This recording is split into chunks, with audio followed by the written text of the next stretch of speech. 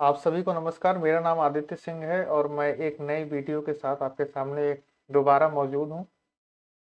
इस वीडियो में मैं उत्तर प्रदेश स्पेशल की तैयारी यूपी ट्रिपल एससी एग्ज़ाम में कैसे की जाए, कैसे कम पढ़ाई में या कम मेहनत में ज़्यादा स्कोर किया जा सके। उत्तर प्रदेश में यूपी ट्रिपल एससी आयोग की मंशा उत्तर प्रदेश स्पेशल से रिलेटेड क्या है, वो क्या अपने बच्चों अपने अभ्यर्थियों से उम्मीद रखते हैं एग्ज़ाम में, और वो आने वाले समय में किस टाइप के क्वेश्चन उत्तर प्रदेश स्पेशल से रिलेटेड पूछ सकते हैं, जो आने वाले आगामी एग्जाम्स हैं, जो जूनियर असिस्टेंट के हैं और ग्राम पंचायत अधिकारी के हैं, और ऐसे तमाम एग्जाम जो लाइन में लगे हुए हैं, उसमें जो यूपी स्पेशल से रिलेटेड जो 20 मार्क्स का क्वेश्चन पूछा जाएगा, उसकी हम तैयारी कैसे करेंगे।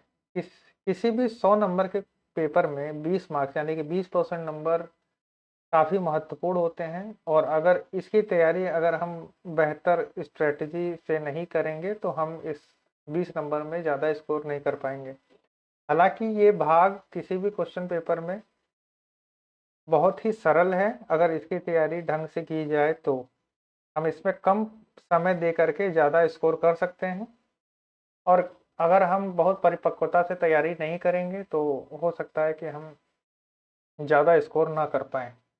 क्योंकि मैंने 2-3 एग्ज़ाम दिए हैं यूपी ट्रिपल एससी में, और मैंने गलतियों से बहुत कुछ सीखा है, और मैंने लगातार उत्तर प्रदेश स्पेशल में अपना नंबर जो है बढ़ाया है, चाहे वो मॉक टेस्ट हो चाहे वो एग्ज़ाम हो। तो आज मैं अपनी जो मेरी समझ है कि इस एग्ज़ाम में कैसे स्कोर ज़्यादा से ज़्यादा किया जा सकता है, इस भाग में 20 नंबर में से मैं आपके सामने वो साझा करता हूँ। तो अगर हम उत्तर प्रदेश स्पेशल की तैयारी करते हैं तो हम देखते हैं कि उत्तर प्रदेश स्पेशल की तैयारी करते समय यूपी को अगर 2-4 भाग में डिवाइड किया जाए, उसमें एक पार्ट आता है जियोग्राफी का। और अगर हम जियोग्राफी में भी जियोग्राफी उत्तर प्रदेश के जियोग्राफी में अगर पढ़ने की बात की जाए या किताब कोई खोल ली जाए, तो पढ़ने के लिए तो बहुत कुछ है। लेकिन आयोग की मानसिकता जो है उत्तर प्रदेश स्पेशल में आजकल दिखाई दे रही है कि वो ज़्यादा से ज़्यादा क्वेश्चन जो पूछ रहा है वो बॉर्डर डिस्ट्रिक्ट से रिलेटेड क्वेश्चन पूछ रहा है। यानी कि जो अन्य स्टेट से हमारे उत्तर प्रदेश के डिस्ट्रिक्ट्स बॉर्डर अपनी सीमा साझा करते हैं, उन डिस्ट्रिक्ट से रिलेटेड क्वेश्चन देखने को मिल रहा है। गंगा जमुना दोआब क्षेत्र से रिलेटेड क्वेश्चन हमें देखने को मिल रहा है।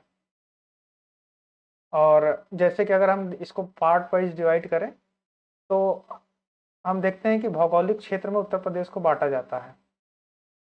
2-4 भौगोलिक क्षेत्र हैं, जैसे कि तराई क्षेत्र है, गंगा यमुना दोआब क्षेत्र है। आपने किताबों में देखा ही होगा, नोट्स में बुंदेलखंड क्षेत्र है, पूर्वांचल क्षेत्र है। तो जो ये क्षेत्र हैं भौगोलिक क्षेत्र, इनसे रिलेटेड कुछ जियोग्राफिकल क्वेश्चन पूछे जा रहे हैं। नदियों से रिलेटेड क्वेश्चन पूछे जा रहे हैं। नदियां आप देख सकते हैं इसमें कि नदियों पर ज़्यादा फोकस करिए, खास करके अभी कुंभ अभी बीता है या चल रहा है, बीता कहाँ है, चल ही रहा है वो। तो कुंभ में यमुना और गंगा और सरस्वती की महत्वपूर्ण भूमिका है कुंभ में। तो इन सभी नदियों से रिलेटेड आने वाले एग्जाम में क्वेश्चन पूछने की ज़्यादा संभावना है, क्योंकि ये ज़्यादातर जो चीज़ें न्यूज़ में रहती हैं तो एग्जामिनर के माइंड में भी वो सबकॉन्शियस माइंड में बैठ जाती हैं। तो ज़्यादा संभावना है कि इन सब चीज़ों से रिलेटेड वो क्वेश्चन पूछ सकता है। नेशनल पार्क्स आपको ध्यान में रखना है। वैसे तो एक ही नेशनल पार्क है, दुधवा नेशनल पार्क, लेकिन और भी जो उद्यान होते हैं, जैसे आप इसको भी ध्यान में रख सकते हैं। नेशनल पार्क से रिलेटेड जो और क्वेश्चंस हैं, वो कहाँ स्थित है, उसका पोजीशन कहाँ है, उसमें कुछ महत्वपूर्ण बदलाव क्या हुए, वो न्यूज़ में क्या उससे रिलेटेड कोई क्वेश्चन बन रहा है। न्यूज़ थोड़ा सा अपडेट हमें रहना होगा उत्तर प्रदेश से रिलेटेड।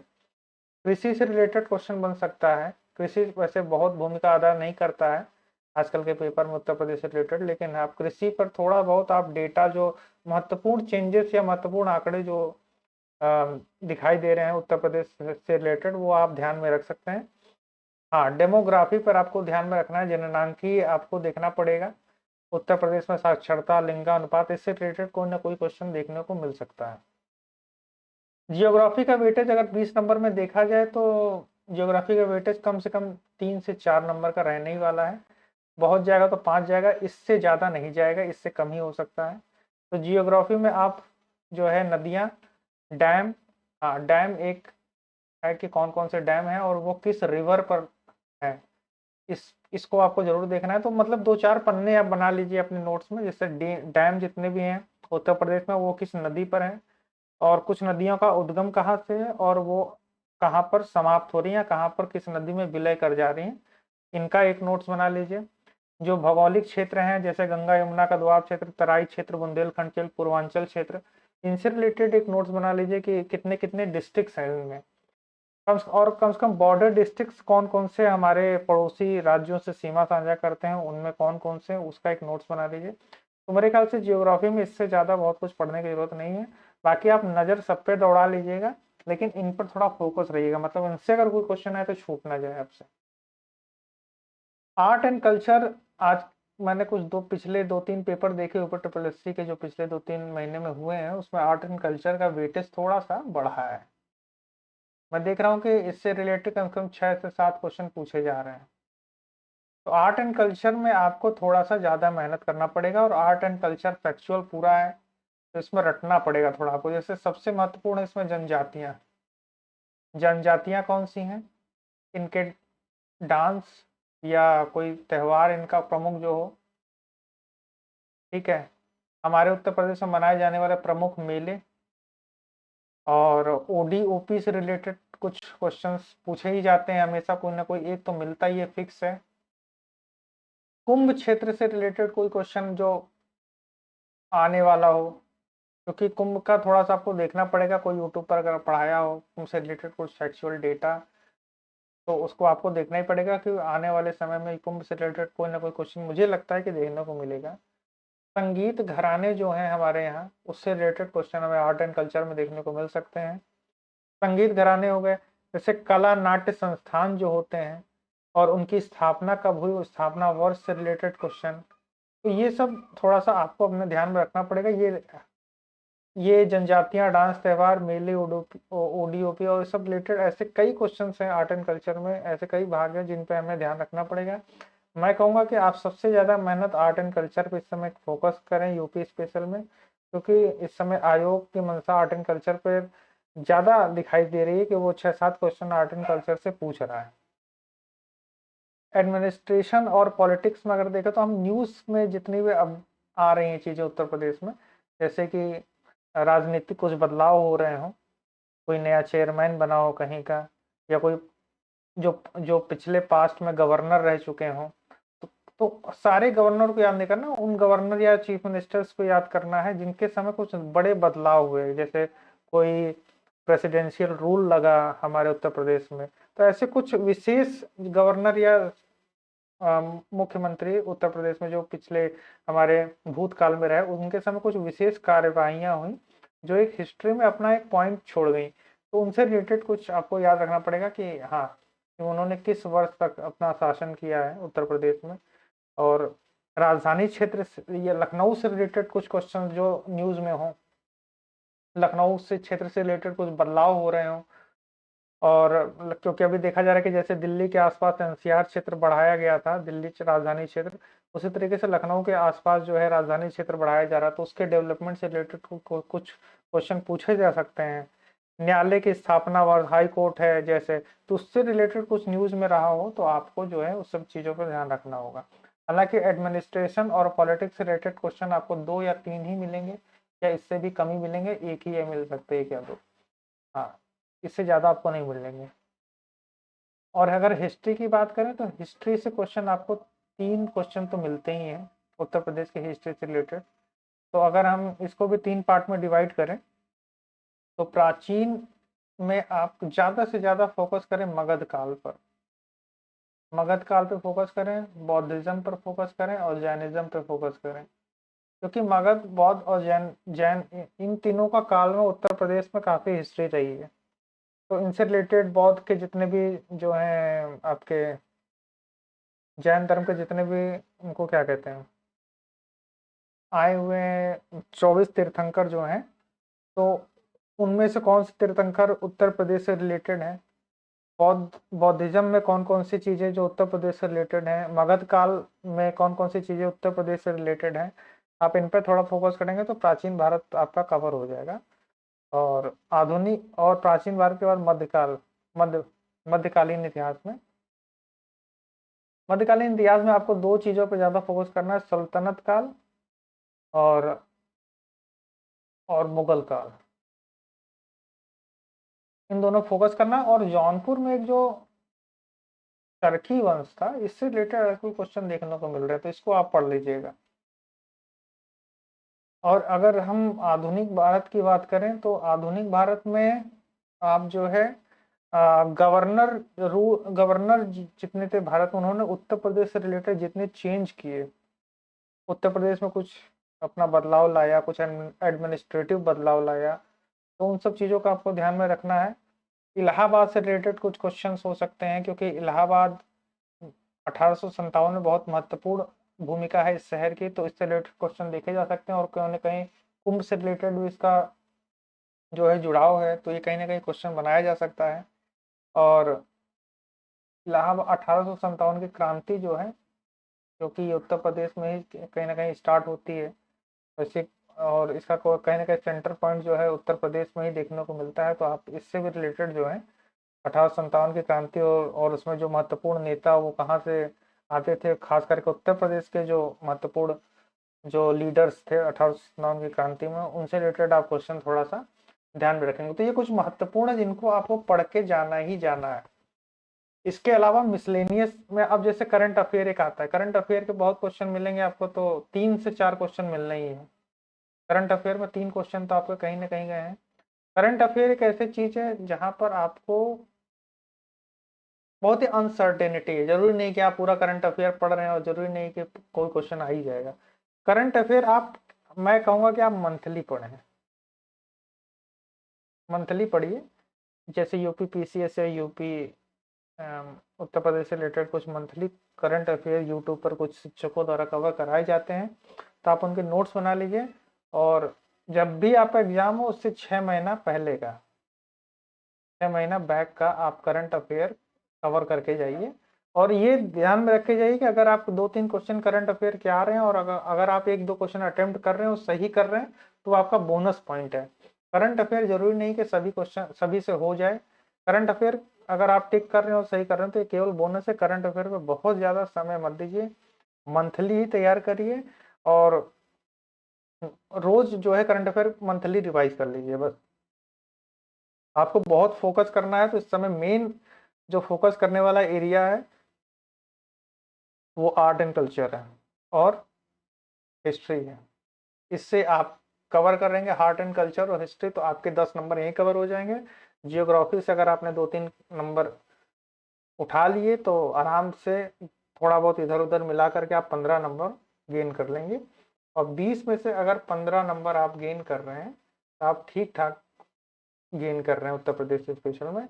15 प्लस अगर आप जा रहे हैं तब तो ये बहुत अच्छी बात है। 20 में 20 स्कोर कर रहे हैं अगर आप, तो वो मैं ही जानता भाई वो आप कैसे स्कोर कर रहे हैं। 20 में 20 स्कोर करना उत्तर प्रदेश स्पेशल में मेरे हिसाब से लगभग नामुमकिन है, क्योंकि उसमें बहुत ऐसी चीज़ें हैं जो आप कवर नहीं कर सकते हैं। पढ़ने के लिए बहुत कुछ है, मैं पहले भी बता चुका हूँ, लेकिन अगर आप स्मार्ट पढ़ाई करेंगे तो कम से कम आपको 15 नंबर स्कोर करना ही है। टफ से टफ पेपर हो तो 15 नंबर होगा। अगर बहुत सिंपल आ जाएगा तो सभी लोग 18-19 से स्कोर कर लेंगे। 20 तो नहीं करेंगे कोई, लेकिन सभी 18-19 करने लगेंगे। मैं कुछ बुक्स बता देता हूँ आपको जिनका आप सहारा ले सकते हैं 15 इन सब चीज़ों को कवर करने के लिए। तो एक घटना चक्र की बुक आती है तथ्यसार उत्तर प्रदेश से रिलेटेड, और एक वाईसीटी की बुक आती है सामान्य ज्ञान।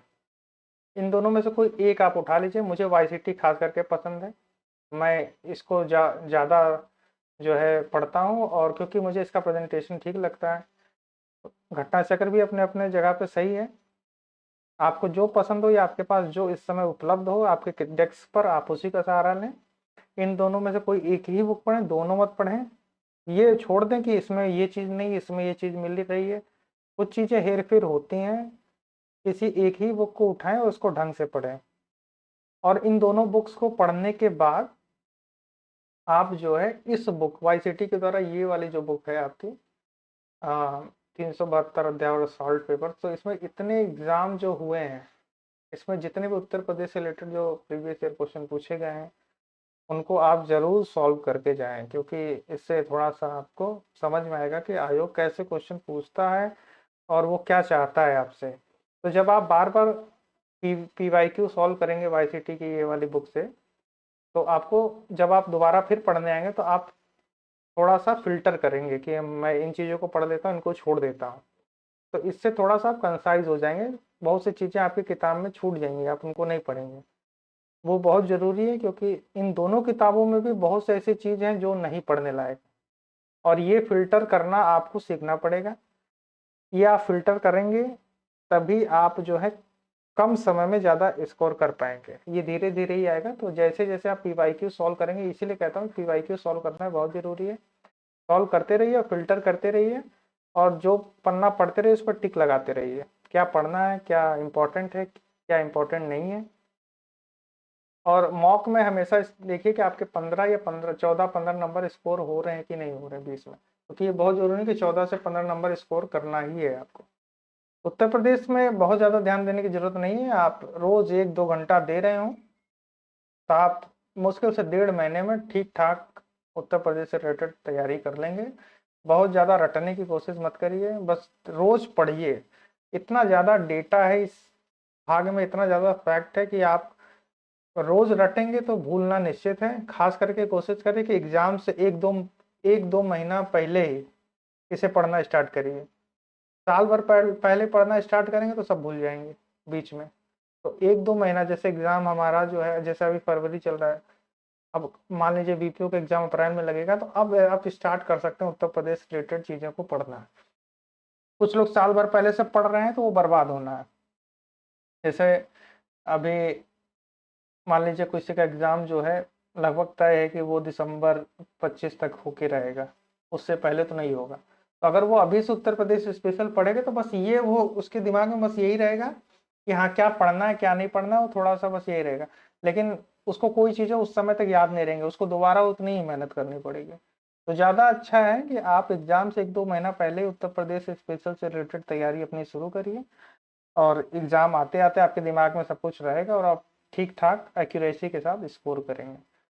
और इसको बहुत ज़्यादा जो है मतलब दिमाग में इतना मत बिठा लीजिए कि दिन भर आप उत्तर प्रदेश ही रट रहे हैं। 20 नंबर है, लेकिन 20 नंबर में आप आराम से 1 घंटा रोज़ मेहनत करके 1-2 महीने तक आप आराम से स्कोर कर सकते हैं। ये मैंने कंप्यूटर से रिलेटेड एक बनाया था वीडियो, आप इसको भी देख सकते हैं। और एक ये बीपीओ एग्ज़ाम से रिलेटेड को बनाया था, मेरे चैनल पे जा कर के आप देख सकते हैं, प्लेलिस्ट में होगा। तो आने वाले समय में मैं हिंदी से रिलेटेड एक वीडियो बनाऊँगा कि हिंदी की तैयारी कैसे करें, और उसके लिए मुझे लगता है कि 3-4 दिन समय लगेगा ही लगेगा। बाकी आप बताइएगा कि वीडियो आपको कैसी लगी। ठीक है? Thank you.